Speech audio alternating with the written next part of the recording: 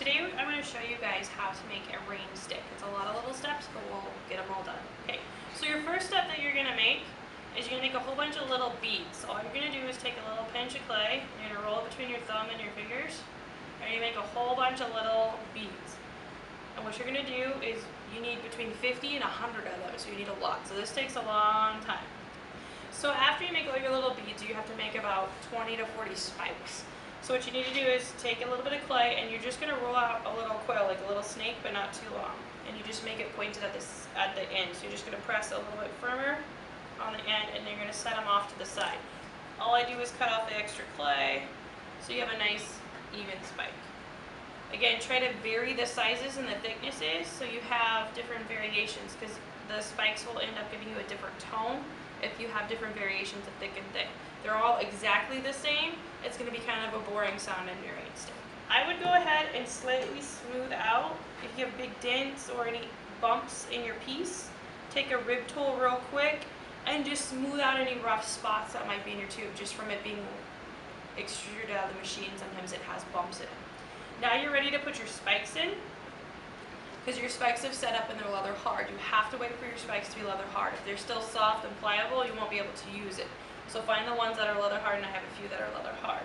What you're going to do is make a small hole, and what you'll do is use your carving tool, and you'll use the knife inside, and you're just going to spiral it in, and then you'll use the little carving side and make your width. You want the width of your spiked holes a little bit smaller than the base of your spike, because you want it to fit in there nice and tight. You don't want it to be wiggly. It wants to fit in there just right.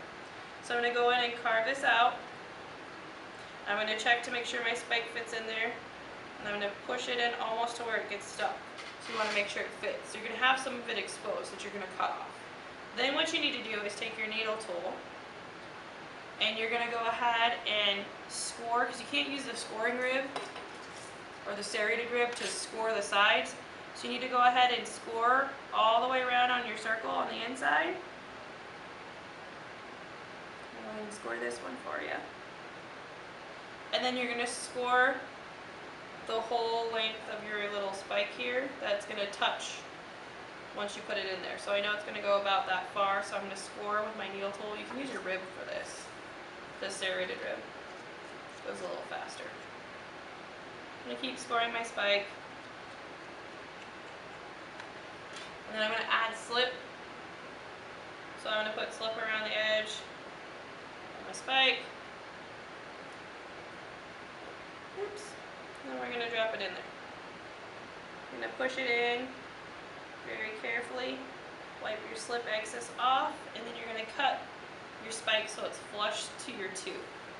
So all I'm going to do is hold the back side of my spike, and I'm going to carefully use my cutting tool and carve out the extra spike, and then I'm going to blend the spikes over with my rib so it sits flush and there's no dip, and then you'll see your spike on the inside right there. So your spikes will be in there. When you're arranging your spikes, if you think of them like a ladder, so they'll crisscross and they keep going up and above, you get a better sound. If you spiral them around, so you'll take your holes, you have a hole here, and then you start stair-stepping it around, kind of like a corkscrew staircase, you'll get a better sound because the beads will roll off all of those little spikes that you put in here. So you have to get all your spikes put in before you can put your beads. Once you get all your spikes put in, then you're ready to put your base on. So what you'll have to do is make a base for each end. After you score and slip your base on there, you want to use your rib tool and smooth out so this doesn't have any divots in it. And you want to smooth around your edge so it's all nice and clean and it matches the diameter of your tube.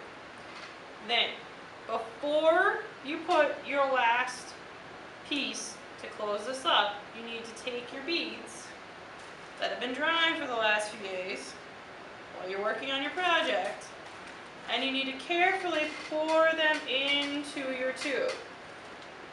All your little beads will sit inside your tube.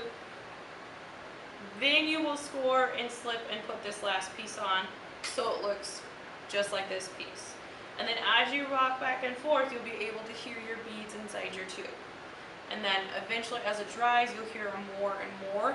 When you fire them, that's when it gets the perfect sound. So you won't really hear the perfect sound until after we fire them. But when they get leather hard, really hard leather hard, they'll work out well. And then next to you, then after you get that part done, and then it's all your decoration.